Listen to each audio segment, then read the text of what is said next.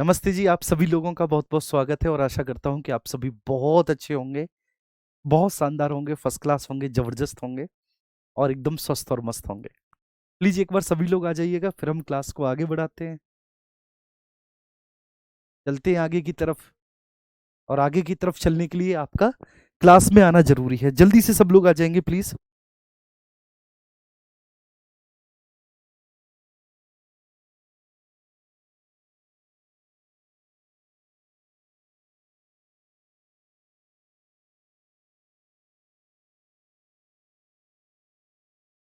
अंजलि कुशवाहा हैं, नवीन सरपंच हैं, आशु चौधरी जी हैं, कंचन गौतम है। आप सभी का बहुत-बहुत स्वागत है। सभी लोग क्लास में आ जाएँगे। मैं बहुत अच्छा हूँ और उम्मीद करता हूँ कि आप सब लोग भी बहुत अच्छे होंगे। जी। जल्दी से प्लीज़ आप क्लास पे आएँगे और फिर हम क्लास को स्टार्ट करते हैं। अंबादास सागर जी कैसे हैं आप?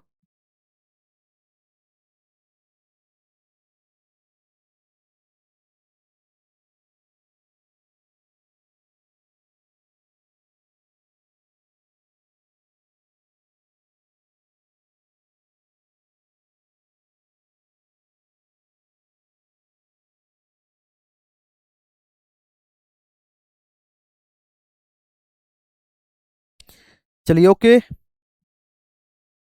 तो ऑल गुड, सब लोग अच्छे हैं, सब लोग बढ़िया हैं।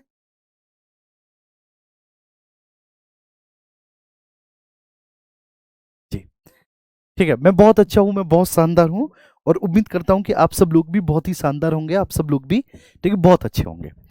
ठीक है, बेटा ने इसको स्क्रॉल कर दो नीचे, मैं इनके कमेंट देख लूँ सबके। ठीक है, ढेर सारा प्यार, लव यू टू, आप सभी को ढेर सारा प्यार, ढेर सारा। आइए, चलो चलते हैं, आगे बढ़ते हैं, है ना? तो ठीक है, ज्योग्राफी में कुछ ऐसा खास हुआ नहीं। ठीक है, तो ज्योग्राफी में वही क्वेश्चन से रिपीटेड है और आपकी खूब अच्छे से प्रैक्टिस हो रही है कि भारत क्षेत्रफल की दृष्टि से विश्व का 7वां सबसे बड़ा देश है और ये वैश्विक क्षेत्रफल का टोटल 2.4% अपने आप रखता है। ठीक है ना? तो देखो, आज जो प्रश्न आपको थोड़े बहुत अच्छे देखने को मिलेंगे वो या केमिस्ट्री से या स्टैटिक जीके, क्योंकि स्टैटिक जीके में टाइगर रिजर्व स्टार्ट कर दिया है सर ने, तो वहां से आपको अच्छे प्रश्न देखने को मिलेंगे। लेकिन ज्योग्राफी में कुछ ऐसा अभी हुआ नहीं, तो इसलिए ज्योग्राफी में वही रिपीटेड क्वेश्चंस हैं आपके जो आपको देखने को मिलेंगे, है ना? तो भारत की स्थिति और विस्तार के संदर्भ में निम्न कथनों पर विचार कीजिए। क्षेत्रफल की दृष्टि से विश्व का 7वां सबसे बड़ा देश है, यस। क्षेत्रफल की दृष्टि से विश्व का 7वां सबसे बड़ा देश है। वैश्विक क्षेत्रफल का 2.4% है। मुख्य भूमि 8 डिग्री 4 मिनट से 37 डिग्री 6 मिनट उत्तरी अक्षांशों के बीच फैली हुई है। भारत की उत्तर से दक्षिण की लंबाई पूर्व से पश्चिम की चौड़ाई से अधिक है, बिल्कुल अधिक है। तो इसमें तीनों ही कथन सही होंगे। अगला प्रश्न आपकी स्क्रीन पर, भारत की सबसे लंबी स्थलीय सीमा चाइना के साथ लगती है, गलत हो जाएगा। सबसे लंबी स्थलीय सीमा 4096 किलोमीटर किसके साथ लगती है? हमारी बांग्लादेश के साथ शेयर होती है। तो सबसे लंबी स्थलीय सीमा जो है भारत की, वह 4096 किलोमीटर, वह लगती है किसके साथ? बांग्लादेश के साथ। देखिए गलत है। और बांग्लादेश के साथ किन किन राज्यों से लगती है? इसमें वेस्ट बंगाल है, जब वह बांग्लादेश के साथ लगेगी।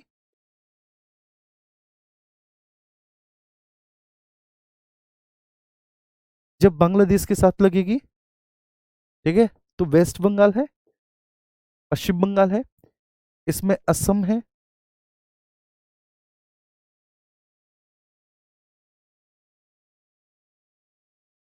असम है, ठीक है, मेघालय है, मेघालय है, और इसमें दो स्टेट और हैं, एक त्रिपुरा और भैया जी एक है मिजोरम। एक है मिजोरम, त्रिपुरा और मिजोरम, ठीक है। तो वेस्ट बंगाल, असम, मेघालय, त्रिपुरा, मिजोरम, बांग्लादेश के साथ 4096। पाक जल डब्लू मध्य भारत और श्रीलंका के बीच में एक संकीर्ण जल निकाय है। भारत के कुल 9 स्टेट और 4 यूटी समुद्री तट से सटे हुए हैं, जी हाँ। तो इसमें आप देखेंगे तो इसमें आपका सही होगा, 2 सही होगा और 3 सही होगा। केवल 2 और 3 सही होगा, option B will be right answer. ठीक है सर, अगला प्रश्न आपकी स्क्रीन पर है। नेक्स्ट क्वेश्चन इज दैट कि भारतीय मानक समय और कर्क रेखा के बीच में, मानक समय रेखा ये है, 5 राज्यों से होकर गुजरती है, जी हाँ। 5 राज्य कौन कौन से हैं? तो सबसे पहले तो उत्तर प्रदेश, उत्तर प्रदेश की मिर्जापुर, नैनी, ठीक है, मैं ऐसे बोलता हूँ उत्तर प्रदेश। उत्तर प्रदेश के बाद फिर ये मध्य प्रदेश से गुजरेगी, एमपी से गुजरेगी, एमपी के बाद फिर ये छत्तीसगढ़ से गुजरती है, सीएच। ठीक है, मध्य प्रदेश, और मध्य प्रदेश के बाद फिर ये गुजरती है आपकी छत्तीसगढ़ से। ठीक है, सीएच से गुजरेगी, छत्तीसगढ़ से फिर ये आपकी गुजरेगी।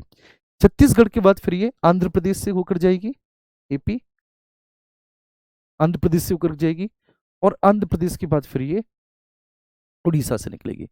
तो उत्तर प्रदेश के बाद फिर मध्य प्रदेश, छत्तीसगढ़, आंध्र प्रदेश और उड़ीसा से होकर जाती है। टोटल 5 राज्यों से होकर जाती है। कर्क रेखा भारत के 7 राज्यों से होकर गुजरती है और देश को 2 बराबर लगभग भागों में बांटती है। बात तो सही है, लेकिन क्या कर्क रेखा ट्रॉपिक ऑफ कैंसर 7 राज्य हैं? तो एक बार मुझे बताना कि इसमें एक तो गुजरात हो गया, गुजरात के बाद इसमें राजस्थान हो गया, प्लीज मुझे बताना, राजस्थान हो गया, राजस्थान के बाद आपका मध्य प्रदेश हो गया, मध्य प्रदेश के बाद फिर छत्तीसगढ़ पे, दोनों आपस में एक दूसरे से इंटरसेप्ट करेंगे, छत्तीसगढ़ हो गया, छत्तीसगढ़ के बाद झारखंड हो गया, झारखंड के बाद वेस्ट बंगाल हो गया, वेस्ट बंगाल के बाद फिर आपका त्रिपुरा हो गया, त्रिपुरा से गुजरेगी, और त्रिपुरा के बाद फिर आपका मिजोरम हो गया, फिर आपका मिजोरम हो गया, मिजोरम। तो 1 2 3 4 5 6 7 8, तो टोटल 8 राज्यों से होकर गुजर कर जाती है। तो बेटा 7 राज्य, ये स्टेटमेंट गलत हो गया, ये गलत हो जाएगा। ठीक है, दूसरा वाला तो इसमें सही है कि देश को लगभग 2 बराबर भागों में बांटती है, लेकिन 7 नहीं बल्कि वो 8 राज्यों से होकर गुजरती है। भारतीय मानक समय रेखा ग्रीनविच मीन से, जो ग्रीनविच मीन है उसे 5.5 घंटे आगे, सॉरी 5.5 घंटे आगे है बेटा, और इसमें लिखा है पीछे, तो ये गलत हो जाएगा। तो इसमें आप देखेंगे केवल एक सही होगा, option A will be right answer, केवल एक ठीक होगा। अच्छे प्रश्न है, थोड़ा सा घुमाने वाले प्रश्न है। भारत के भौगोलिक बिंदुओं और विस्तार के संदर्भ में निम्नलिखित कथनों का आपको एनालिसिस करना है। भारत का सबसे दक्षिणी पॉइंट जो है वो इंदिरा पॉइंट है, जिसको पिगमिलियन पॉइंट या लोहेसिंग भी कहते हैं, जो कि अंडमान निकोबार द्वीप समूह में स्थित है, बिल्कुल स्थित है, अंडमान निकोबार द्वीप समूह में स्थित है। ठीक है ना, और पिगमिलियन पॉइंट है। इस पिगमिलियन पॉइंट को हम लोग लोहेसिंग भी कहते हैं, इसको इंदिरा पॉइंट के नाम से भी जाना जाता है। मुख्य भूमि का सबसे दक्षिणी सिरा कन्याकुमारी है, जी हाँ सही है, लेकिन कन्याकुमारी में भी कैप कोमोरिन है, कैप कोमोरिन है कन्याकुमारी में। देखिए कन्याकुमारी तो है, कन्याकुमारी एक टाउन हो गया, लेकिन वो पॉइंट, वो अंतरीप जो सबसे दक्षिणी है, उसको अंतरीप को हम इंग्लिश में कहेंगे कैप, तो वो अंतरीप जो सबसे दक्षिणी है उसका नाम क्या है आपसे पूछे तो कैप कोमोरिन है, मुख्य भूमि का सबसे दक्षिणी सिरा। गुजरात और अरुणाचल प्रदेश के बीच स्थानीय समय में लगभग एक नहीं बल्कि 2 घंटे का डिफरेंस है, 2 घंटे का। तो इसमें केवल 1 और 2 सही होंगे, इसलिए यहां पर भी ऑप्शन ए जो होगा वो बिल्कुल आपका सही होगा। तो option A will be right answer. Clear है, ये प्रश्न सभी को समझ में आया? अब तो ये प्रश्न आपको बिल्कुल हलवा लग रहे होंगे, है ना, आपने इतनी प्रैक्टिस कर ली। भारत की क्षेत्रीय समुद्री रेखा 12 नॉटिकल माइल तक विस्तारित होती है। जो क्षेत्रीय समुद्री सीमा होती है इसको हम लोग कहेंगे टेरिटोरियल बार्डर। तो जो टेरिटोरियल बार्डर है भारत की क्षेत्रीय सागर, टेरिटोरियल सी, वो 12 समुद्री माइल्स तक होता है, बिल्कुल होता है 12 समुद्री माइल्स। देखिए हम लोग बहुत अच्छे से जानते हैं। लक्षद्वीप समूह भारत की लक्षद्वीप समूह बंगाल की खाड़ी में है नहीं, लक्षद्वीप समूह जो है बच्चे वो बंगाल की खाड़ी में नहीं बल्कि वो किस पे है, वो अरेबियन सी में है। लक्षद्वीप समूह किस में है भैया, लक्षद्वीप समूह अरेबियन सी में है। ये बात हमको बहुत अच्छे से ध्यान में रखनी है। और ये पूरा का पूरा जो है वह कोरल से मिलकर बना हुआ है। देखिए कोरल से, लक्षद्वीप किससे निर्मित है, Lakshadweep is enacted by corals. Andaman और निकोबार द्वीप समूह म्यांमार के कोको आइलैंड के पास में है, बिल्कुल, जो कि म्यांमार के कोको आइलैंड से कोको चैनल के द्वारा अलग है, कोको चैनल के द्वारा पृथक है। देखिए ये पूरा मैंने फिगर आपको बताया था, देखिए आपको शायद याद होगा, नहीं बताया तो एक बार फिर से आप समझ लीजिए। देखिए यहां पर है आपका ऐसे कोको चैनल, ये समझना बच्चे, ये कोको चैनल है, ये कोको चैनल है, इसके ऊपर म्यांमार का कोको आइलैंड है।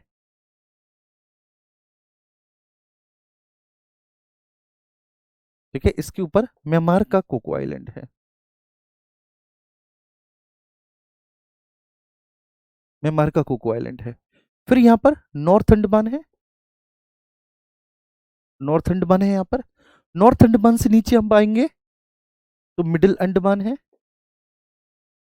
मिडिल अंडमान, मिडिल अंडमान के नीचे हम आएंगे साउथ अंडमान है आपका। ठीक है, साउथ अंडमान के नीचे आएंगे तो आपका लिटिल अंडमान है। लिटिल अंडमान, साउथ अंडमान और लिटिल अंडमान के बीच में आपका एक डंकन पास पड़ता है, डंकन पैसेस इनके बीच में। ठीक है, ध्यान रखना डंकन पैसेस है। फिर लिटिल अंडमान के बाद देखिए आपका 10 डिग्री चैनल है, 10 डिग्री चैनल है बच्चे। और इस 10 डिग्री चैनल के बाद फिर कार निकोबार आपको देखने को मिलेगा, CV, sorry CN, car Nicobar. Car Nicobar के आप देखेंगे, फिर उसके बाद लिटिल निकोबार, कार निकोबार के बाद आपको लिटिल निकोबार देखने को मिलेगा। लिटिल निकोबार के बाद फिर आप देखेंगे great Nicobar, great Nicobar. Great Nicobar के नीचे आप जाएंगे तो 6 डिग्री चैनल है, 6 डिग्री चैनल है। और फिर यहां पर आपका सुमात्रा आइलैंड है, सुमात्रा आइलैंड है जो कि इंडोनेशिया का है, सुमात्रा आइलैंड है जो कि इंडोनेशिया का है। देखिए ये मैंने आपको बताया, उम्मीद करता हूं कि बात आपको समझ में आ गया होगा। अब हम थोड़ा सा बच्चे लक्षद्वीप की तरफ जाते हैं, कोई बात नहीं, लेट हो गए, कोई इशू नहीं। अब हम लक्षद्वीप की तरफ जाते हैं ना बाबू। तो ये तो आपका किस में है, वे ऑफ बंगाल में है। लक्षद्वीप का ये है कि यहाँ पर मालदीव है, मालदीव है। फिर ऊपर 8 डिग्री चैनल है, 8 डिग्री चैनल है। इसके ऊपर फिर मिनी कॉय पड़ेगा, ये लक्षद्वीप के अंतर्गत एक आइलैंड आता है। फिर इसके ऊपर 9 डिग्री चैनल पड़ेगा, 9 डिग्री चैनल। और फिर यहां पर जो शेष बचा हुआ लक्षद्वीप है, लक्षद्वीप, वह आपको देखने को मिलेगा। ठीक है, इसमें लक्षद्वीप के बाकी के अन्य बहुत सारे आइलैंड आ जाएंगे। क्लियर है जी? एक बार प्लीज थम्स अप करेंगे। हाँ, यहाँ पर थोड़ा सा वो आता है, इसमें लाइट आती है ऊपर से, ये इशू है, थोड़ा सा लाइट का इशू है। यस, एक बार प्लीज थम्स अप करेंगे। तो ये मैंने सारी बातें आपको बता दी, और आई डोंट थिंक सो, मतलब ये आपका सोने पे सुहागा है। जीएस को इससे बेस्ट करने का कोई तरीका नहीं हो सकता यार। मतलब ये जो सीरीज है ना आपकी, इसमें थोड़ी सी मुझे मेहनत तो लगती है। रात के 9 बजे बताओ यार, ठीक है, सोने का टाइम होता है। ठीक है, गांव में हमारे मम्मी पापा 9 बजे तक सो चुके होते हैं, लेकिन आप लोग भी तो मेरे साथ मेहनत कर रहे हैं इसमें।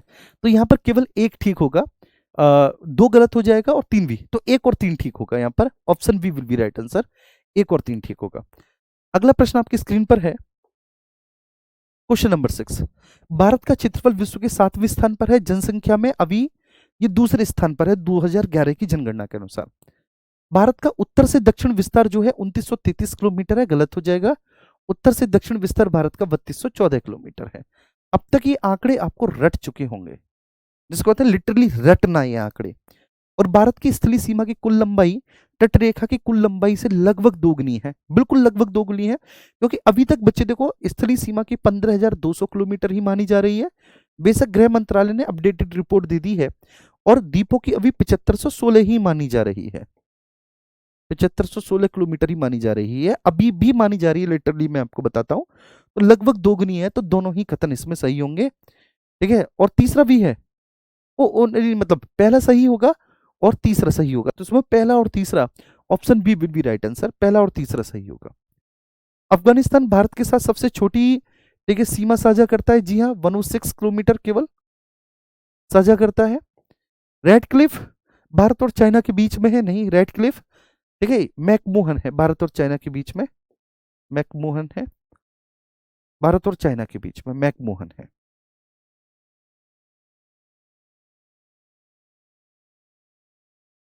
मैकमोहन है भारत और चाइना के बीच।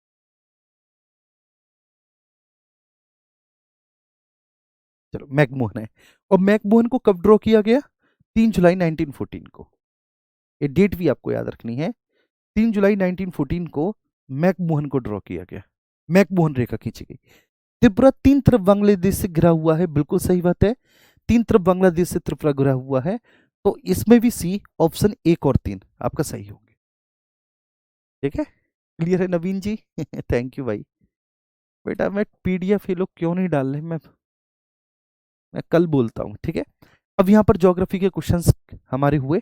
अब हम स्टैटिक जीके, क्योंकि स्टैटिक जीके में आपके देखिए टाइगर रिजर्व चल रहे हैं, प्रोजेक्ट टाइगर चल रहा है, मैंने देखा आपका। तो यहाँ पर प्रोजेक्ट टाइगर और इसकी प्रशासनिक व्यवस्था के बारे में निम्नलिखित कथनों पर विचार कीजिए।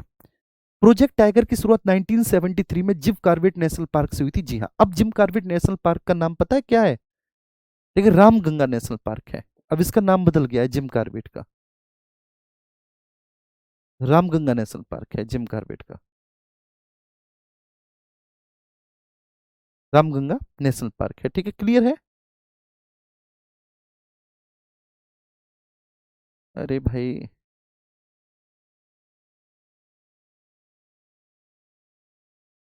रामगंगा नेशनल पार्क है, जिम कॉर्बेट का जो नाम है।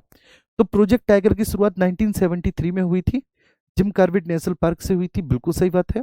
रामगंगा नेशनल पार्क है, ठीक है, अब इसका नाम, और जिम कॉर्बेट से भी पहले इसका नाम हेली हुआ करता था, ठीक है, लव यू टू बेटा।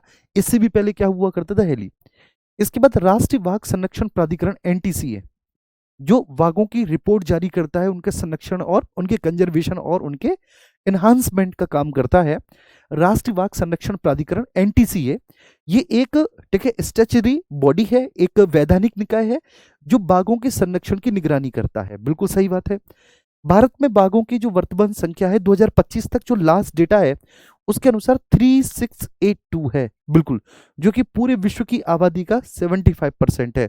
मतलब विश्व में जितने भी टाइगर पाए जा रहे हैं उनका 75% भारत में पाए जा रहे हैं, जिनकी संख्या 3682 है। तो आप 1, 2 और 3 यहाँ पर तीनों ही बिल्कुल सही होंगे।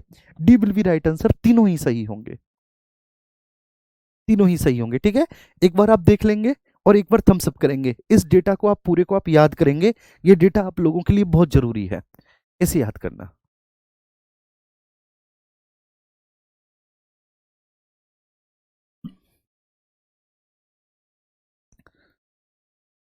ठीक है, शुरुआत 1973 में हुई।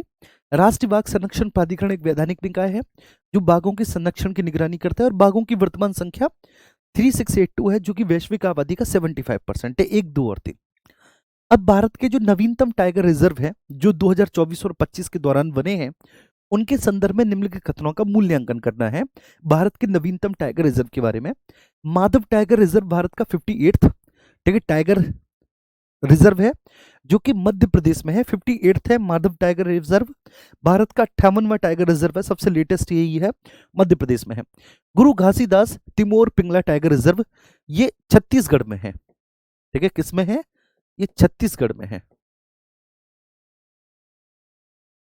ठीक है, ध्यान रखना है, ये छत्तीसगढ़ में है।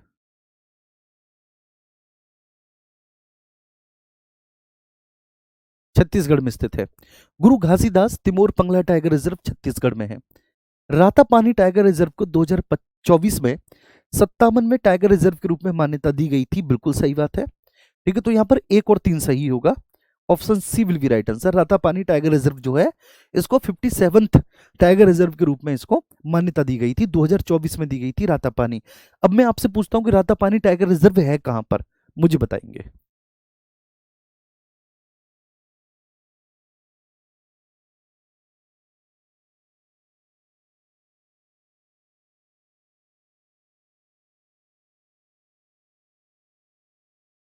सर पहले स्टेटमेंट वाले क्वेश्चंस लग के बोझ लगता था, अब आपको नहीं लगेगा। अब स्टेटमेंट वाले क्वेश्चंस इतनी प्रैक्टिस आपकी हो जाएगी कि अभी जो स्टेटमेंट वाले क्वेश्चंस है ना, अभी आपको बिल्कुल ऐसा लगने लगेंगे कि अरे ये क्या है, ये कुछ नहीं है।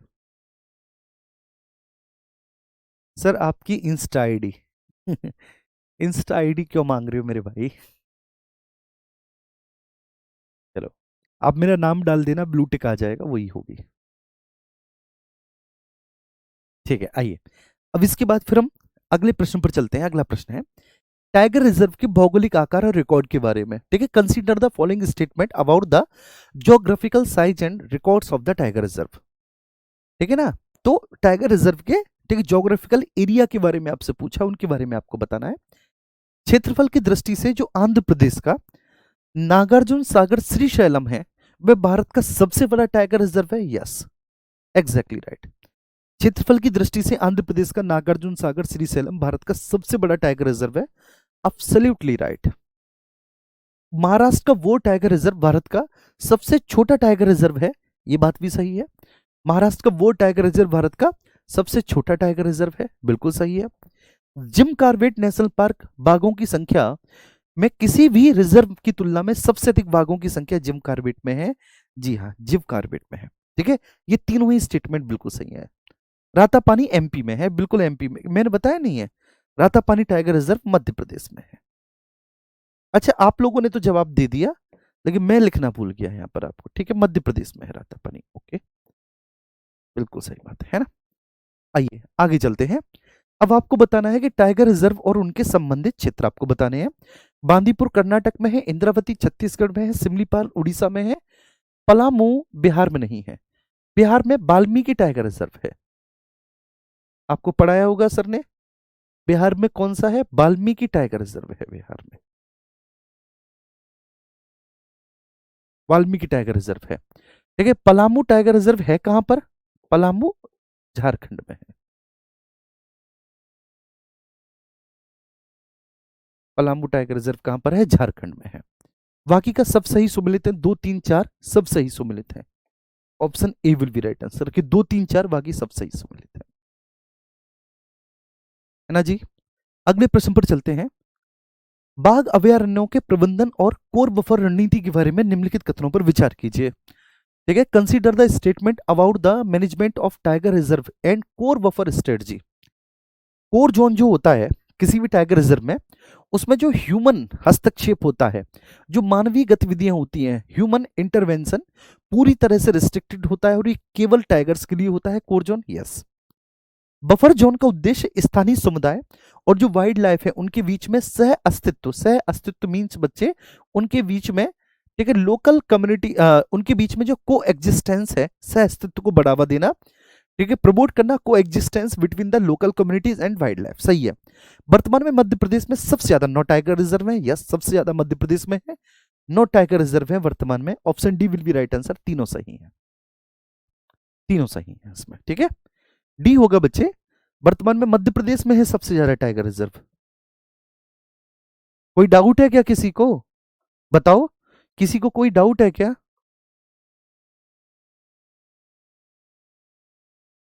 हाँ, पलामू टाइगर रिजर्व झारखंड में है और बिहार में वाल्मीकि टाइगर रिजर्व है बिहार में।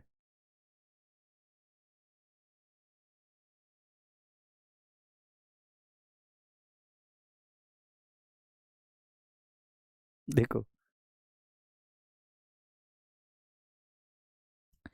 एक बहुत शानदार बात बताता हूं कि इंसान की फितरत भी कुछ अलग है।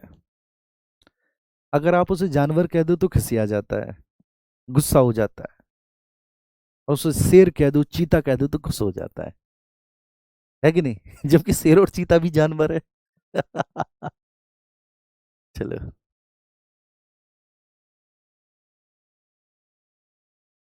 नेक्स्ट अगला। रणथंभौर और सरिस्का राजस्थान के दो सबसे पुराने टाइगर रिजर्व है। यस। देखिए, रामगढ़ विस्तारी को हाल ही के वर्षों में राजस्थान के 4th टाइगर रिजर्व के रूप में मान्यता मिली है। धौलपुर करौली राजस्थान का नवीनतम है और भारत का 55वां टाइगर रिजर्व है। तीनों ही सही है, तीनों ही सही है। देखिए, रणथंभौर सरिस्का राजस्थान के दो सबसे पुराने हैं। रामगढ़ विस्तारी को हाल ही के वर्षों में राजस्थान का 4th टाइगर रिजर्व के रूप में शामिल किया गया है। धौलपुर करौली राजस्थान का नवीनतम और भारत का 55वां टाइगर रिजर्व है। अगला, पूर्वोत्तर भारत के टाइगर रिजर्व के बारे में आपको, ठीक है, पूछना है। पूर्वोत्तर भारत का नामदफा अरुणाचल प्रदेश में है। दुनिया के सबसे ऊंचे टाइगर हैबिटेट में से एक है नामदफा। नामदफा टाइगर रिजर्व अरुणाचल प्रदेश में है और ये दुनिया के सबसे ऊंचे टाइगर रिजर्व में से एक है। ठीक है, अब देखो मैं आपको बता दे रहा हूं, कल तो क्लास नहीं होगी, मंडे को जो है जितने भी टाइगर रिजर्व आपके सर ने कराए हैं, देखिए एक बार उनका रिवीजन मैं करवा दूंगा टाइगर रिजर्वों का, और मंडे को टाइगर रिजर्व से प्रश्न होंगे। मंडे को ज्योग्राफी से कोई प्रश्न नहीं होगा। ठीक है, मंडे को ध्यान रखना। पॉलिटी अभी आपकी चल नहीं रही है। देखिए, आपकी मैडम को जो है ना बेबी बॉय हुआ है, पारुल मैम को, बहुत खुशी की बात है। तो ये खुशखबरी मैंने आपको बता दी। और अगली बात क्या है कि केमिस्ट्री से होगा। ठीक है, तो मैं स्टैटिक जीके के प्रश्न मंडे को बढ़ा दूंगा इसमें। ठीक है ना, बढ़ा दूंगा।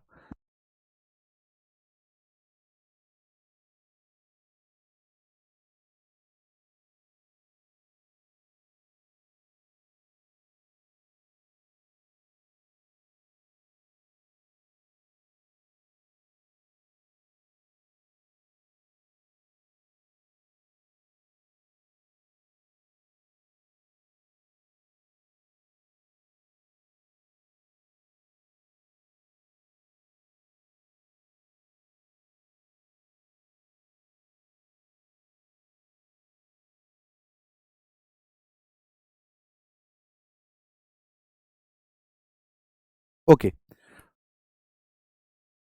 ठीक है, आइए यहां पर आएंगे। तो नामदफा टाइगर रिजर्व अरुणाचल प्रदेश में है, दुनिया के सबसे ऊंचे टाइगर हैबिटेट में से एक है ये। अच्छा, हिस्ट्री स्टार्ट हो गई, ठीक है, तो फिर हम ठीक है हिस्ट्री कराने लग जाएंगे। मानस टाइगर रिजर्व असम में है, और ये भूटान के रॉयल मानस नेशनल पार्क के साथ अपनी सीमा साझा करता है, बिल्कुल सही बात है। मानस टाइगर रिजर्व असम में है, और ये जो भूटान का रॉयल मानस टाइगर रिजर्व है उसके साथ ये डम्फा मिजोरम में है। डम्फा टाइगर रिजर्व बिल्कुल मिजोरम में है। तो एक, दो और तीन, यहां पर भी तीनों आपके बिल्कुल सही होंगे। अब अगला प्रश्न आपका केमिस्ट्री से है, इस प्रश्न को अच्छे से पढ़ेंगे सब लोग।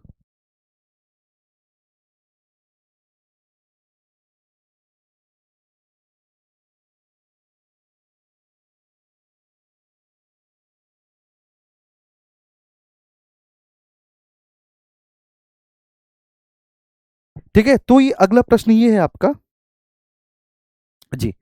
अगला प्रश्न ये है आपका कि क्वेश्चन नंबर 1, ठीक है, और ये प्रश्न आपका केमिस्ट्री से है जी, केमिस्ट्री से है।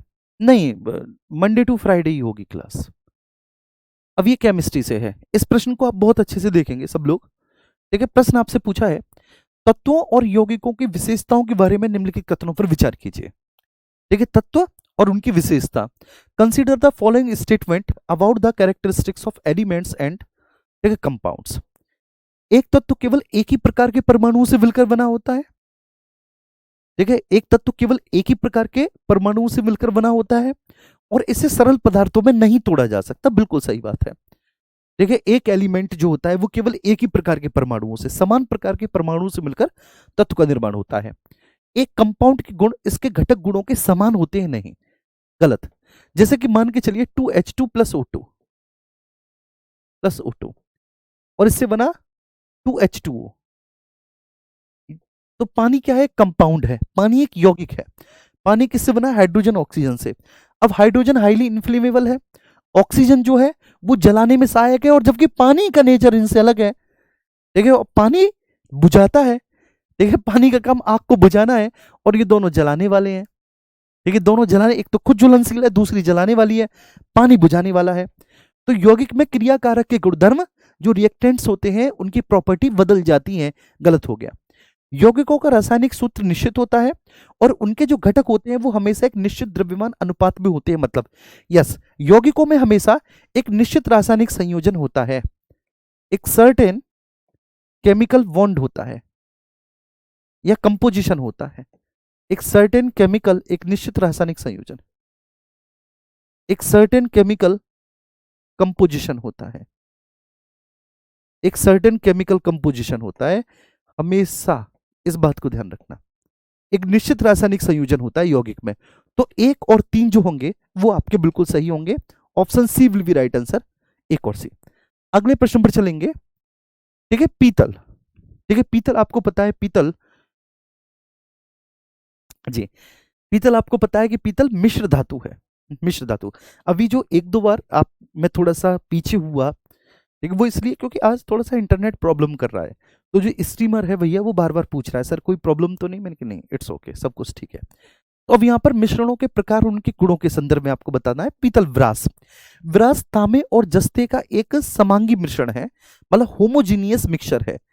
ठीक है, पीतल व्रास इज अ ठीक है मिश्र धातु। मिश्र धातु हमेशा समांगी मिश्रण होगा, ये ध्यान रखना। मिश्र धातु हमेशा एक होमोजीनियस मिक्सचर होगा, मिश्र धातु हमेशा होमोजीनियस मिक्सचर होगा। ठीक है, ये ध्यान रखना, हमेशा होमोजीनियस मिक्सचर होगा। Is that clear? तो पीतल जो है, पीतल मिश्र धातु है। ठीक है, कोई भी आप मिश्र धातु ले लो, उसको समांगी मिश्रण माना जाता है, होमोजीनियस मिक्सचर माना जाता है। वायु विभिन्न गैसों का एक विषमांगी मिश्रण है। गलत मेरे प्यारे बच्चे, वायु को भी, ये ध्यान रखना, एयर को भी ठीक है हम होमोजीनियस मिक्सचर मानते हैं, एयर को भी होमोजीनियस मिक्सचर मानते हैं। बेशक वो आपको कितना भी समझाने की कोशिश करे कि जो आपकी एयर होती है, एयर होमोजीनियस मिक्सचर नहीं होती, हेटेरोजीनियस मिक्सचर होती है, क्योंकि इसमें धूल के कण और जलवाष्प होते हैं, इसलिए एयर हेटेरोजीनियस मिक्सचर है। आप मत मानना, नहीं, आपको नहीं मानना, आपको कहना है एयर जो है वह होमोजीनियस मिक्सचर है, होमोजीनियस मिक्सचर है जो एयर है। बात समझ में आ रही है? क्यों? क्योंकि इसमें नाइट्रोजन 78%, इसमें ऑक्सीजन 21%, ठीक है ना, इसमें आर्गन 0.93%, कार्बन डाइऑक्साइड 0.03%। बेशक इनकी मात्रा अलग अलग है, लेकिन ये आपस में एक दूसरे से घुली हुई होती हैं। देखिए, अगर हम मिश्रण के घटकों को फिल्ट्रेशन या वाष्पीकरण जैसी भौतिक विधि से अलग करें तो ये अलग हो जाते हैं, बिल्कुल हो जाते हैं। मिश्रण की यही सबसे बड़ी विशेषता है कि मिश्रण को हम भौतिक विधियों से अलग कर सकते हैं, फिजिकल मेथड से मिश्रण को भौतिक प्रक्रम से अलग किया जा सकता है, भौतिक प्रक्रम से अलग किया जा सकता है।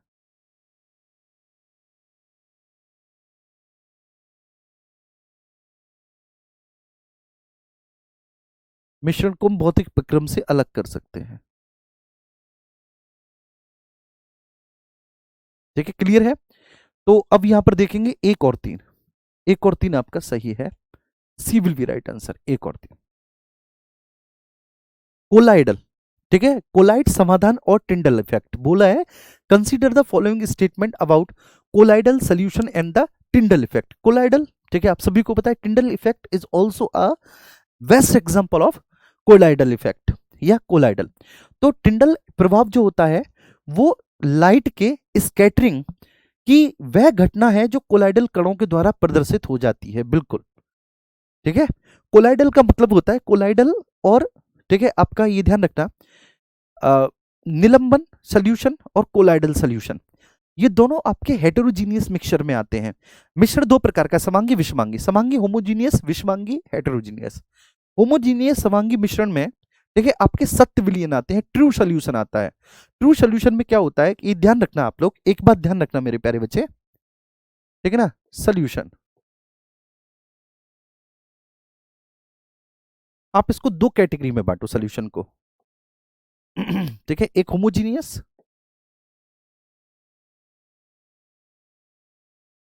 और दूसरा हेटेरोजीनियस।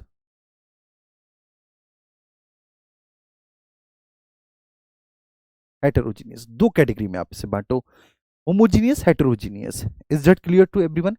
इसमें आएगा आपका ट्रू सॉल्यूशन, ट्रू सॉल्यूशन, और इसमें आपके आते हैं कोलाइड और दूसरा सस्पेंशन। सस्पेंशन, निलंबनकारी विलयन। देखिए, अब देखो, जो एक विलयन होता है, सब लोग समझना, देखो, जो एक विलयन होता है, विलयन, विलयन मीन्स सोल्यूशन, एक सोल्यूशन होता है उसमें दो चीज होती हैं, एक होता है विलेय, दूसरा होता है विलायक। विलायक सोल्यूशन में, ठीक है, विलेय और विलायक, मतलब विलेय को हम कहेंगे सल्यूट और इसको सॉल्वेंट कहेंगे, सॉल्यूट और इसको सॉल्वेंट कहते हैं, सॉल्वेंट। अंतर क्या होता है सल्यूट और सॉल्वेंट में बेटा? अंतर ये होता है, देखो, जो घोला जाए वो विलेय और जिसमें घोला जाए वो विलायक।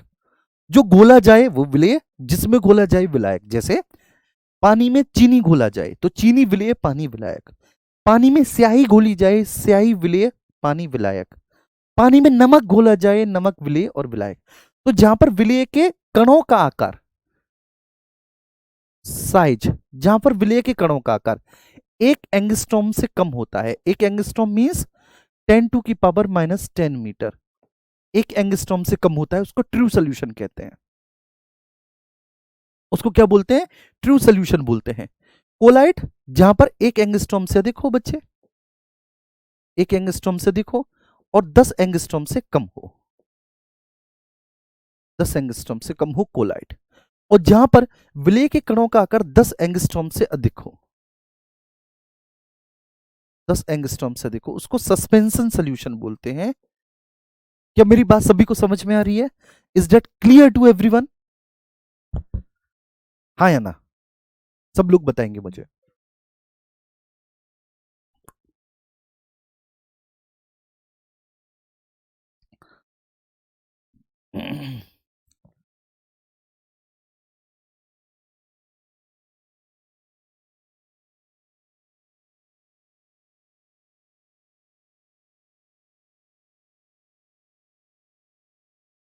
जी, आज बहुत क्लास हो गई पता है। ऑफलाइन क्लास हुई आज 2 घंटे, 2 से 4। पीसीएस मेंस में होती है एथिक्स, एक विषय होता है एथिक्स विषय, उसकी क्लास होती है, तो वो हो गई एक 2 से 4। फिर आपकी एक 5 बजे से एक मॉक टेस्ट हो गया आर ओ के लिए, मेंस के लिए। फिर उसके बाद 6 बजे से लेखपाल में हुई, 8 बजे से यूपीएसआई में हुई, 9 बजे से आपकी क्लास हो रही है। मतलब डेली इतनी होती हैं। आज थोड़ी सी थकान ज्यादा है।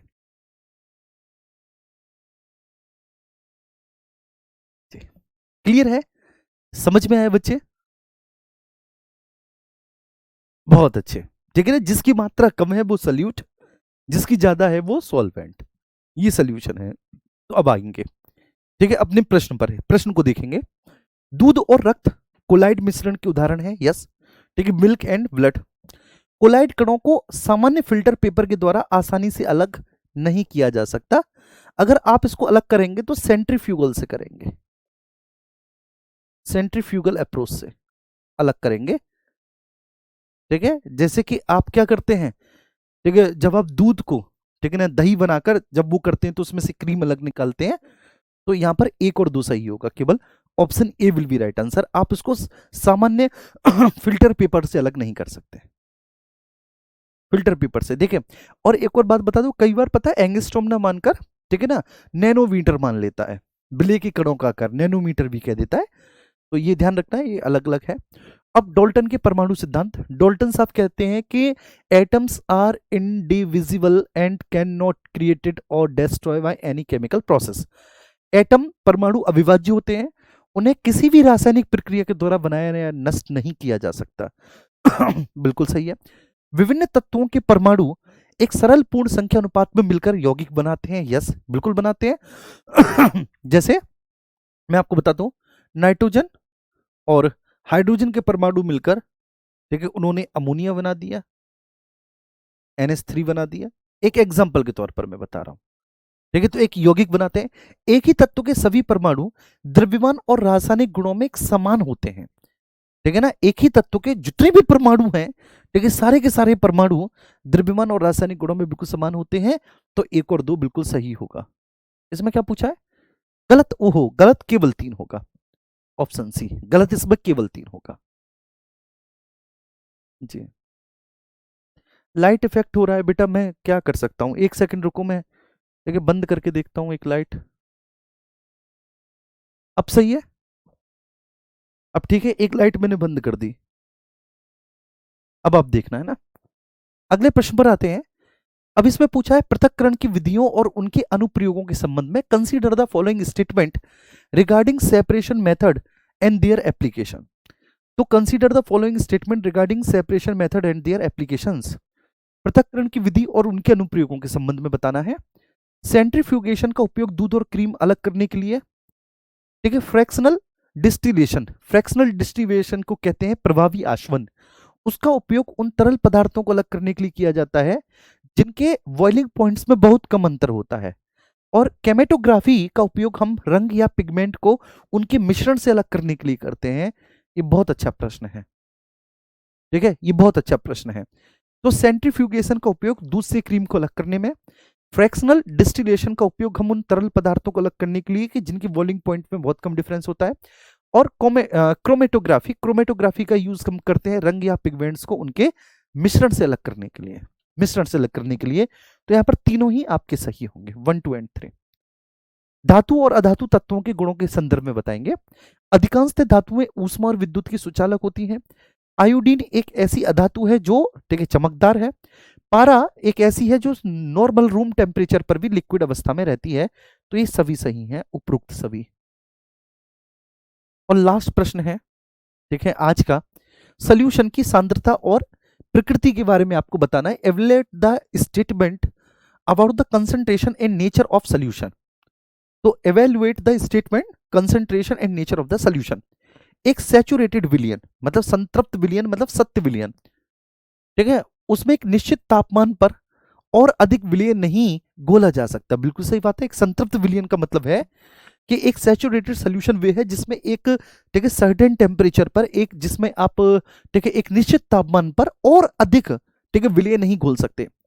विलायक की वह मात्रा जिसमें विलय पूरी तरह खुल जाता है उसको सल्यूबिलिटी कहते हैं, विलयता कहते हैं। बिल्कुल सही बात है, उसको सल्यूबिलिटी के नाम से हम लोग जानते हैं। विलायक की वह मात्रा जिसमें विलय पूरी तरह से घुल जाए, विलायक की वह मात्रा जिसमें विलय पूरी तरह से घुल जाए उसको विलयता कहते हैं। सस्पेंशन एक समांगी मिश्रण होता है, उसके कणों को नग्न आंखों से, यस, नग्न आंखों से देख सकते हैं, लेकिन सस्पेंशन समांगी मिश्रण नहीं है। सस्पेंशन कैसा है? हेटेरोजीनियस है। हेटेरोजीनियस है। तो कौन सा गलत कथन है? केवल 3 इसमें गलत कथन होगा, केवल 3। ठीक है, चलिए। तो बेटा देखो, अभी कंटेंट इतना नहीं है, आप ये मत सोचना कि सर तो 2 से 1 घंटे पर आ गए, अभी कंटेंट इतना है ही नहीं कि मैं इसमें आगे लेकर बढ़ूं। ठीक है, इतने में ही आपका हो जा रहा है, आगे बढ़ ही नहीं रहा है, बहुत धीरे धीरे आगे बढ़ रहा है। हम तो तैयार हैं कि बढ़े आगे, देखेंगे।